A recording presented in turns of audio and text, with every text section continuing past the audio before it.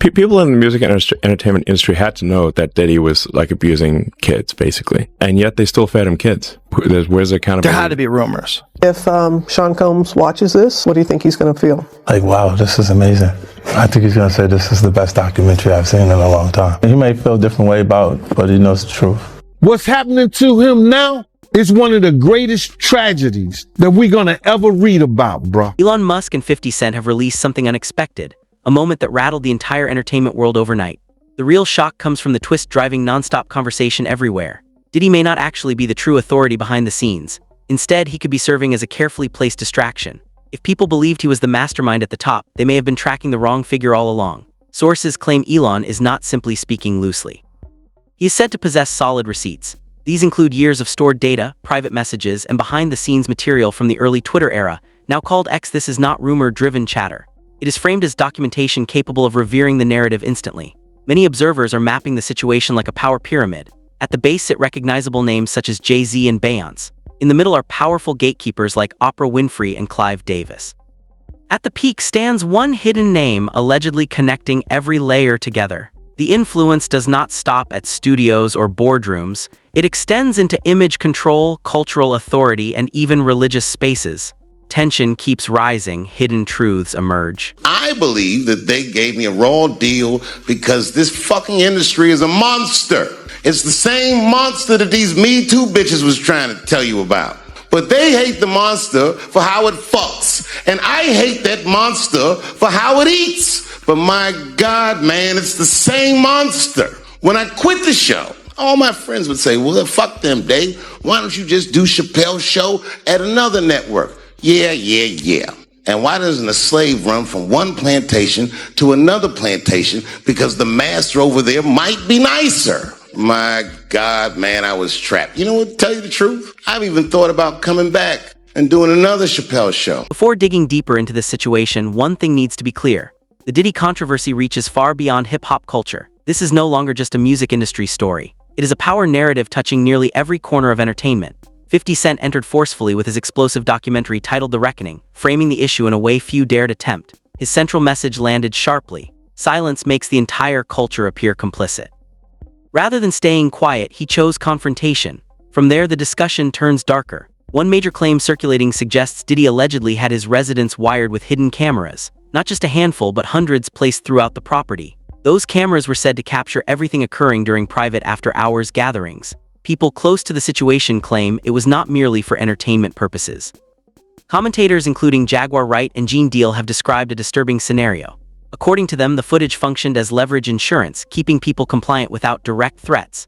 Recently, rumors suggest those recordings are being quietly relocated. That movement has reportedly triggered panic among powerful figures who fear appearing on them. This raises the next question. Where does Elon Musk fit in? This is where the narrative shifts sharply. Elon owns X, a platform holding years of private messages and conversations involving some of the most influential individuals worldwide, spanning celebrities and politicians alike. When Elon appeared on Joe Rogan, he did more than hint. He openly highlighted the vast difference between online statements and what people truly say behind closed doors. Tension continues rising. That gap, he suggested, exposes uncomfortable truths many powerful figures desperately want hidden forever. How did you get that footage of Diddy? I figured most journalists would not disclose their sources. Does he know y'all have this in the doc? I would doubt he knows. So when this airs, that'll be the first time that his legal team, Diddy, that everybody knows that this footage is now seeing the light of day. Perhaps. Elon Musk mentioned Jennifer Lopez not to trigger a political argument but to challenge credibility itself. He posed a simple question that carried heavy weight. If people were that close to Diddy back then, where was the warning? Where was the alarm when things began feeling wrong? His point landed sharply. There was no warning at all. That single moment ignited the internet because it forced a question many preferred to avoid. If someone was directly inside the circle and never spoke up, what does that imply? Either they truly knew nothing, which many people struggle to accept, or they knew something and chose silence. If silence was the choice, the next question becomes even more uncomfortable. Was it fear, loyalty, image protection, or shielding someone positioned higher in the hierarchy? That is where the discussion shifts upward. The so-called pyramid comes into view. At the first level, names like Jay-Z and Beyonce appear. But that is only the entry point. According to those examining the structure, the story does not stop there. It stretches further upward, layer by layer, suggesting deeper connections, greater influence, and unanswered questions still waiting to surface publicly. That Dream Hampton was being financed and ran by Sean Carter. They were able to go and get all of these witnesses because he was there with Robert Kelly. How does Jay-Z sit down with Gayle King and she not ask him one question about the intersection between him and Aaliyah and Robert Kelly? This is insane. But everyone knows what's going on, and it's been going on for years. It's been going on before Diddy. See, people keep looking at him like he's the Sputnik that came out of nowhere. This is someone who was designed to be what he is. And if we're going to do that, then we got to go back. We got to go back to even further, the mentors of these people. Because Diddy was taught how to do what he does systematically. And Clyde Davis has been his greatest teacher. Jaguar Wright sat down for an interview with Piers Morgan and made claims many believe she was never meant to say publicly. She spoke about Jay-Z, Diddy, and how deep their alleged connections may run. What followed immediately sparked massive online attention. Viewers quickly noticed the full episode seemed to vanish almost instantly, wiped out, buried, and made extremely difficult to locate. That sudden disappearance only increased suspicion, giving the impression that someone did not want those statements circulating any longer. During the interview, Jaguar raised a question that has lingered for years. How is it possible that Jay-Z can appear on national television with Gayle King and still never be pressed about long-standing rumors or specific industry relationships? Jaguar did not soften her language. She used harsh terms, even labeling both Diddy and Jay-Z as monsters, claiming their influence has crushed the industry for decades.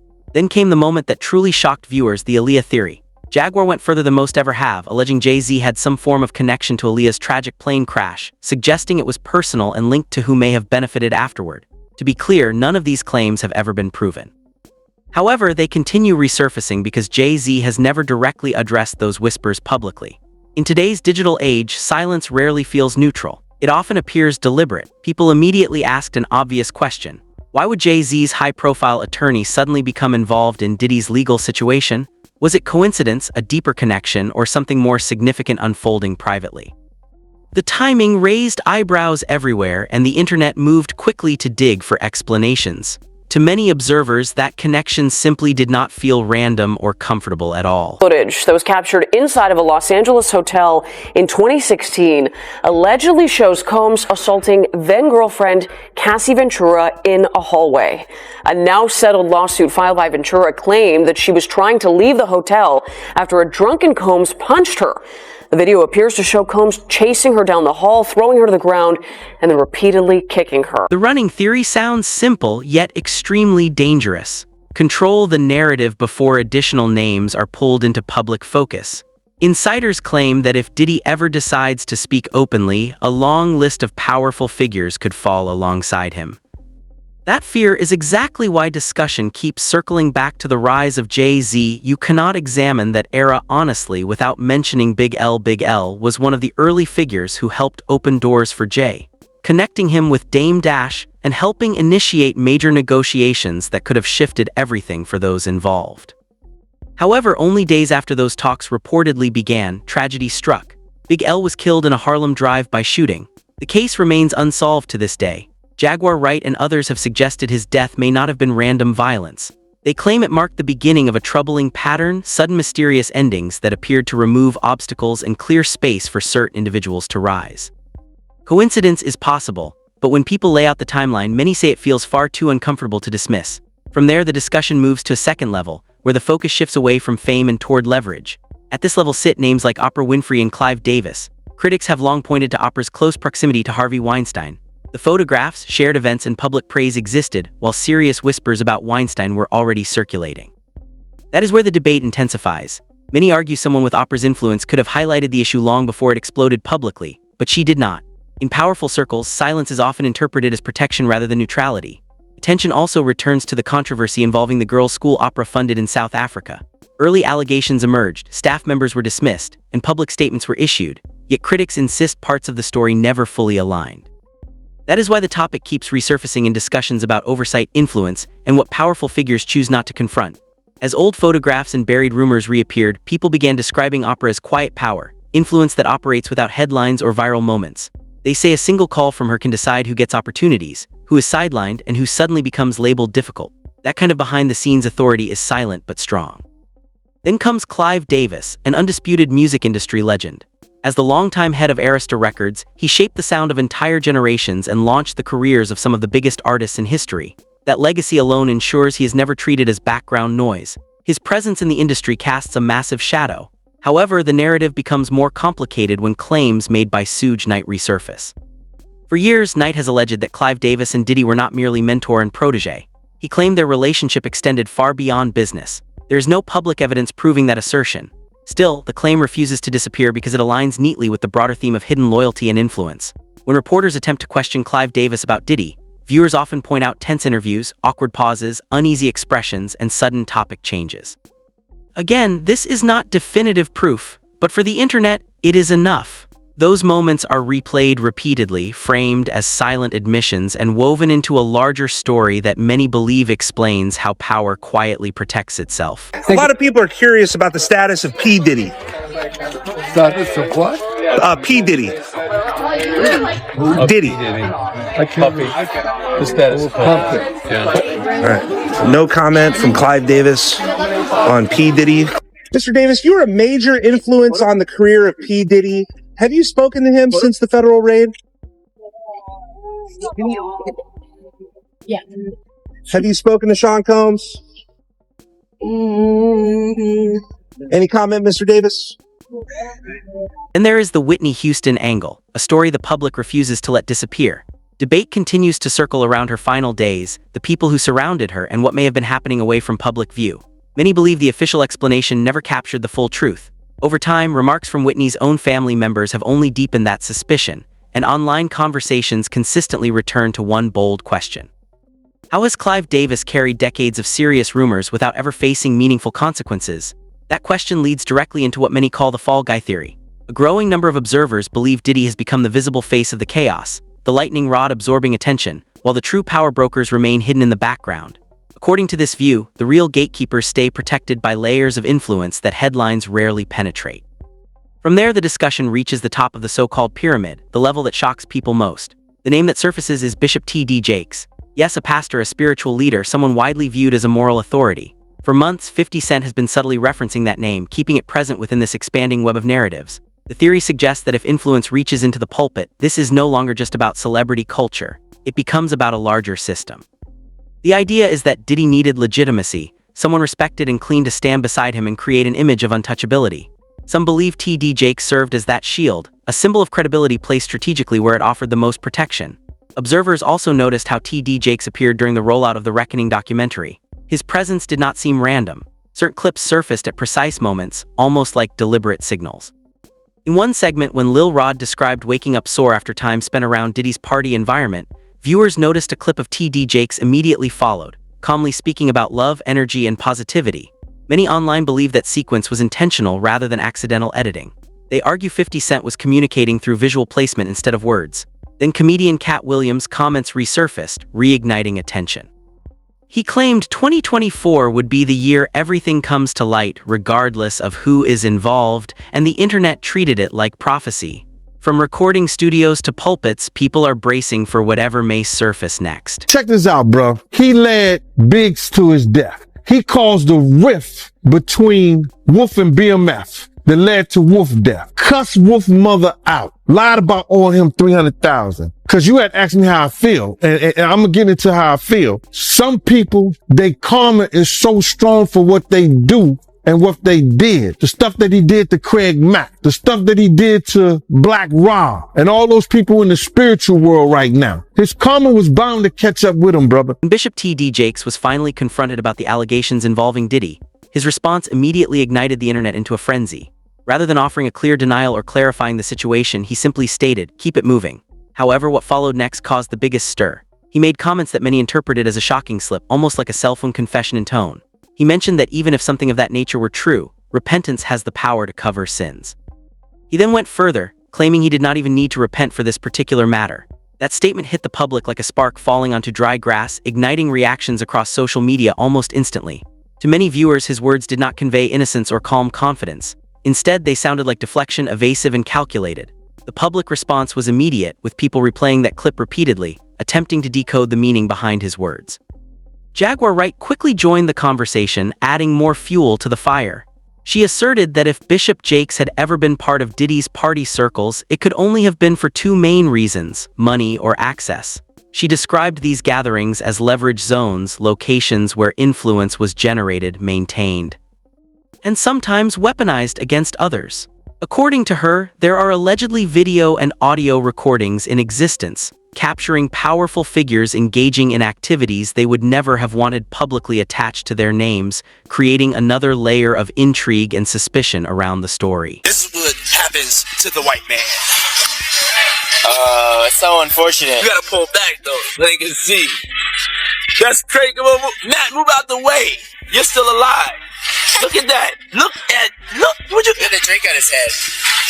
And that's James from Simeon Mobile Disco. He is a actual DJ's not supposed to pass out, but when they come to one of my parties, this is what happens to them.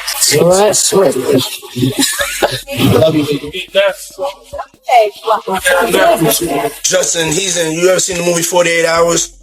Right now, he's having 48 hours with Diddy, him and his boy.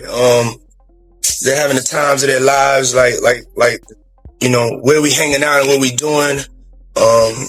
We can't really disclose, but it's definitely a 15-year-old's dream. Shout out to Diddy, Happy New Year. You know what it is, DJ Khaled, it's all about victory. I'm going in. You better believe it. Shout out to Def Jam, we the best.